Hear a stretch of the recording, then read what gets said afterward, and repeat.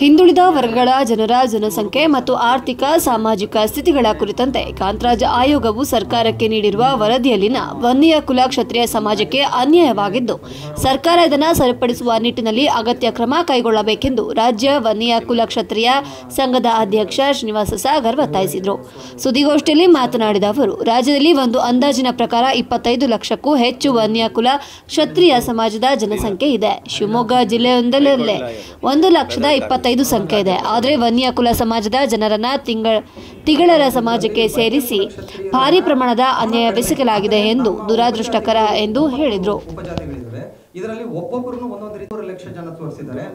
ಮತ್ತೆ ಇನ್ನ ಕೆಲವೊಬ್ಬರನ್ನ ಬರೀ 1 ಇಯರ್ಸ್ ಅನ್ನೋರನ್ನ 30,000 ಜನ ಅಂತ ತೋರಿಸಿದ್ದಾರೆ. ಪಳ್ಳಿ ಅನ್ನೋರನ್ನ 25,000 ಜನ ಜನಸಂಖ್ಯೆ ಒಳಗೆ ನಮ್ಮನ್ನ ಸಪ್ರೆಸ್ ಮಾಡಿದ್ದಾರೆ, ಅದನ್ನ ಕಂಪ್ರೆಸ್ ಮಾಡಿದ್ದಾರೆ.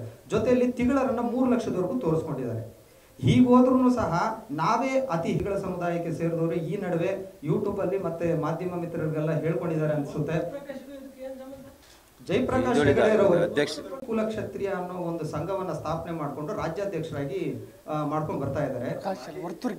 ವರ್ತೂರ್ ಗಿರೀಶ್ ಇಂಟ್ರೊಡ್ಯೂಸ್ ಮಾಡಿಕೊಂಡು ಸರ್ಕಾರದ ಮೇಲೆ ಮತ್ತೆ ನಮ್ಮ ಜಯಪ್ರಕಾಶ್ ಹೆಗಡೆ ಅವರ ಆಯೋಗದ ಮೇಲೆಲ್ಲ ಒತ್ತಡ ಹೇರಿ ಇವ್ರ ಜೊತೆ ನರೇಂದ್ರ ಬಾಬು ಏನು ಈಗಾಗಲೇ ಜಾತಿ ಗಣತಿ ಮಾಡಿದ್ದಾರೆ.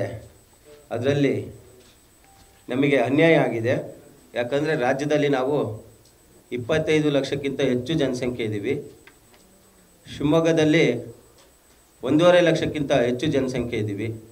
ಆ ರೀತಿ ಇದ್ದಂಥ ನಮ್ಮ ಒಂದು ಜಾತಿಯನ್ನು ಇವತ್ತು ಸಂಖ್ಯೆಯನ್ನು ಕಮ್ಮಿ ತೋರಿಸಿದ್ದಾರೆ. ಇವತ್ತಿನ ಸರ್ಕಾರ ಅದನ್ನು ಮತ್ತೊಮ್ಮೆ ಜನಗಣತಿ ಮಾಡಿ, ಯಾಕಂದರೆ ಹಿಂದೆ 10 ವರ್ಷದ ಹಿಂದೆ ಮಾಡಿದರು, ಈ ನಡುವೆ ಯಾವುದೇ ರೀತಿಯ ಜನಗಣತಿ ಮಾಡಿಲ್ಲ. ಹಾಗಾಗಿ ಈಗ ಮತ್ತೆ ಜನಗಣತಿ ಮಾಡಿ ನಮ್ಮ ಸಮುದಾಯಕ್ಕೆ ಅನ್ಯಾಯವಾಗಿದ್ದನ್ನು ಈಗಿನ ಸರ್ಕಾರ, ಸಿದ್ದರಾಮಯ್ಯವರ ಸರ್ಕಾರ ನೆರವೇರಿಸ್ಕೊಡ್ಬೇಕು.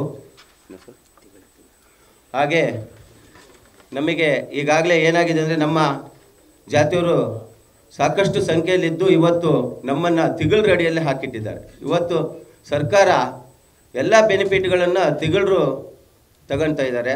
ಹಾಗಾಗಿ ನಮ್ಮ ಸಮುದಾಯಕ್ಕೆ ತುಂಬಾ ಅನ್ಯಾಯ ಆಗಿದೆ. ಅವರು ಅದರಿಂದ ನಮ್ಮನ್ನು ಡೀಲಿಂಕ್ ಮಾಡಿ ಬೇರ್ಪಡಿಸ್ಬೇಕಂತ ಹೇಳ್ಕೊಂಡು ನಾವು 2021ರಲ್ಲಿ ನಾವು ಈಗಾಗಲೇ ಜಯಪ್ರಕಾಶ್ ಹೆಗಡೆ ಅವರನ್ನು ಆಯೋಗಕ್ಕೆ ಮನವಿಯನ್ನು ಮಾಡಿದ್ದೀವಿ. ಅಲ್ಲಿ ಕೂಡ ಅವರು ಅದನ್ನು ತೀರ್ಮಾನ 2-3 ಹಿಯರಿಂಗ್ ಆಯಿತು.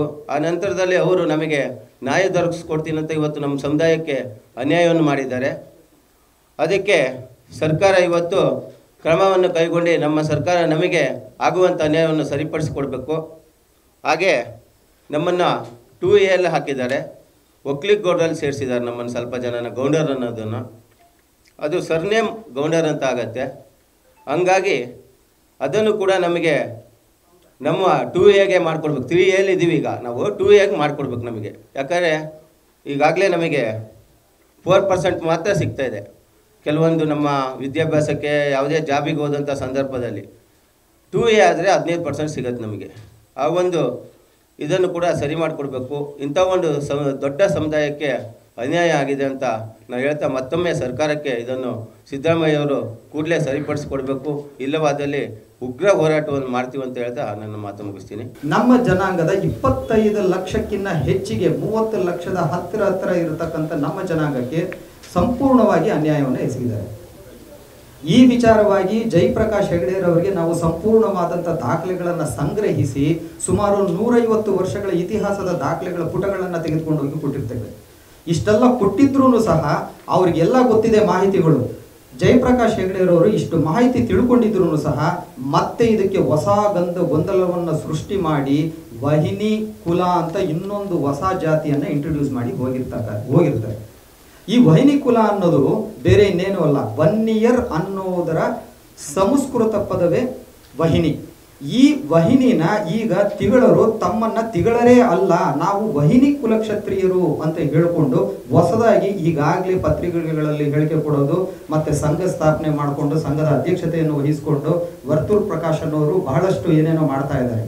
ಇದೆಲ್ಲ ನಮ್ಮ ವನ್ನಿಯ ಕುಲ ಕ್ಷತ್ರಿಯರ ಜನಾಂಗದ ಒಂದು ಜಾತಿಯನ್ನು ಹೈಜಾಕ್ ಮಾಡಿಕೊಂಡು ಅವರು ವಹಿನಿ ಕುಲ ಅನ್ನೋ ಹೆಸರ ಮೇಲೆ ನಮ್ಮಗಳ ಜೊತೆ ಬಂದು ಸೇರಿಕೊಂಡು ನಮಗೆ ಅನ್ಯಾಯ ಮಾಡುವಂಥ ಪ್ರಯತ್ನಗಳನ್ನ ಮಾಡ್ತಾ ಇದ್ದಾರೆ. ಇದಕ್ಕೆ ಜಯಪ್ರಕಾಶ್ ಹೆಗಡೆ ಅವರು ಅಧ್ಯಕ್ಷತೆಯಲ್ಲಿ ಇದ್ದಂಥ ಸಂದರ್ಭದಲ್ಲಿ ನಾವು ಸಂಪೂರ್ಣವಾದ ಮಾಹಿತಿಯನ್ನು ಕೊಟ್ಟು ದಾಖಲೆಗಳ ಸಮೇತ ಕೊಟ್ಟಿರ್ತೇವೆ. ಇಷ್ಟೆಲ್ಲ ಕೊಟ್ಟಿದ್ರೂ ಸಹ ನಮ್ಮನ್ನ ಪರಿಗಣನೆ ಮಾಡದಲೆ ಒಂದೆರಡು ಹಿಯರಿಂಗ್ ಅನ್ನ ಮಾಡಿಬಿಟ್ಟು ನಮ್ಮ ಒಂದು ಕೋರಿಕೆಗಳನ್ನ ಬದಿಗಿಟ್ಟು ರಾಜಕೀಯದ ಒತ್ತಡದಿಂದ ನೆಲ ನರೇಂದ್ರ ಬಾಬು ಅವರಾಗಿರ್ಬೋದು, PR ರಮೇಶ್ ರವರಾಗಿರ್ಬೋದು, ಇವ್ರುಗಳು ಕೊಟ್ಟಂತ ಎಲ್ಲಾ ಒತ್ತಡದಿಂದ ಇವರೆಲ್ಲ ತಿಗಳ ಸಮುದಾಯದಕ್ಕೆ ಸೇರಿದಂಥವ್ರು, ಇವರೆಲ್ಲರೂ ಕೊಟ್ಟಂತ ಒಂದು ಬಲದಿಂದ ಅವ್ರೇನ್ ಮಾಡ್ತಾರೆ, ವಹಿನಿ ಕುಲ ಕ್ಷತ್ರಿಯನ ಈ ನಮ್ಮ ಜನಾಂಗದ ಜೊತೆಗೆ ಬೆರೆಸಿ ನಮಗೆ ಅನ್ಯಾಯ ಮಾಡ್ಕೊಂಡು ಹೋಗ್ತಾ ಇದ್ದಾರೆ. ನಮ್ಮ ಇತಿಹಾಸವನ್ನ ಕದ್ದು ಅಗ್ನಿ ಬನ್ನಿರಾಯ ಅನ್ನೋ ವ್ಯಕ್ತಿಗೆ ಹಾಕಿ ಇವ್ರು ತಗೊಳ್ಳುವಂತ ಜಯಂತ್ಯೋತ್ಸವ ನಾವು ಯಾವುದೇ ಕಾರಣಕ್ಕೂ ಒಪ್ಪಲ್ಲ. ಇದು ಬಂದು ಮಾಡಿರ್ತಕ್ಕಂಥ ಬಹುದೊಡ್ಡ ತಪ್ಪಾಗಿದೆ.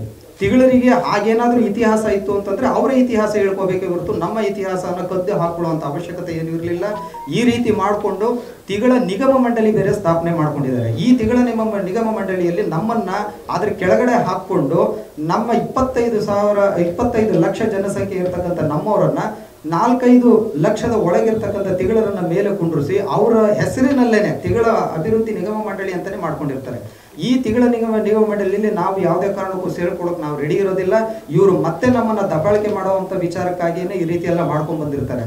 ದಯಮಾಡಿ ನಾನು ಸನ್ಮಾನ್ಯ ಮುಖ್ಯಮಂತ್ರಿಗಳಾದಂತಹ ಸಿದ್ದರಾಮಯ್ಯನವರನ್ನ ತಮ್ಮ ಮಾಧ್ಯಮ ಮಿತ್ರಗಳ ಮುಖಾಂತರ ನಾನು ಒತ್ತಾಯಿಸೋದೇನು ಅಂತಂದ್ರೆ, ನಮ್ಮ ವನ್ನಿ ಕುಲಕ್ಷತ್ರಿಯರಿಗೆ ಆಗಿರ್ತಕ್ಕಂಥ ಅನ್ಯಾಯ ಮತ್ತೆ 25 ಲಕ್ಷ ಜನಸಂಖ್ಯೆಗೆ ಇದುವರೆಗೂ ತಿಗಳರು ಆರ್ಥಿಕವಾಗಿ, ಶೈಕ್ಷಣಿಕವಾಗಿ, ಔದ್ಯೋಗಿಕವಾಗಿ ಪ್ರತಿಯೊಂದನ್ನು ಕಸಿದುಕೊಂಡು ಅವರು ಉದ್ಧಾರ ಆಗದನ್ನೇ ನೋಡಿದ್ದಾರೆ ಹೊರತು ನಮ್ಮಗಳ ಒಂದು ಏಳಿಗೆಯನ್ನ ಸಹಿಸದಲ್ಲೇ ಇಲ್ಲಿವರೆಗೂ ತುಳ್ಕೊಂಡೇ ಬಂದಿದ್ದಾರೆ. ಈ ತುಳಿತಕ್ಕೆ ಒಳಪಟ್ಟಿರ್ತಕ್ಕಂಥ ನಮ್ಮ ಜನಾಂಗಕ್ಕೆ ದಯಮಾಡಿ ನ್ಯಾಯವನ್ನು ಒದಗಿಸ್ಕೊಡ್ಬೇಕು, ನಮಗಾಗಿರ್ತಕ್ಕಂಥ ಅನ್ಯಾಯವನ್ನು ಸರಿಪಡಿಸಬೇಕು, ಹಾಗೂ ನಮ್ಮ ವನ್ಯ ಕುಲ ಕ್ಷತ್ರಿಯರ ಹೆಸರಿನಲ್ಲಿ ನಿಗಮ ಮಂಡಳಿನ ಸ್ಥಾಪನೆ ಆಗಬೇಕು.